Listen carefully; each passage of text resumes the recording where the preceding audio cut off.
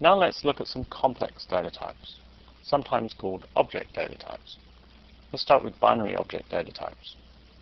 Binary object data types contain object values or items such as pictures, character text strings in a binary format. The three used in Oracle are called blobs, clobs, and enclobs. A blob is a binary large object data type which generally contains items such as video files, AVI files, sound files, or images.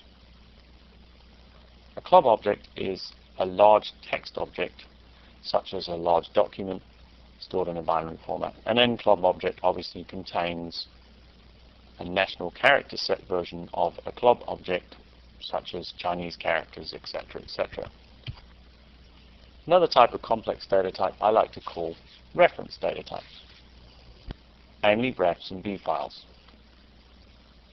A ref data type is really a pointer to somewhere else or to another object or row or something in the database. It's a pointer. A B file is also a pointer. However, a B file can also be a binary object. What a B file is really a pointer. Mistake.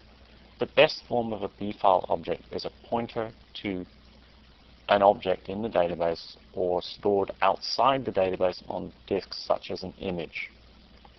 Really what the B file in its best form contains is the name of the image and the path where it is on the database server or an image server. User-defined data types. These are interesting. There are two user-defined data types, or data types which can be used to create user-defined data types. In other words, you can create your own structure and store it in a table.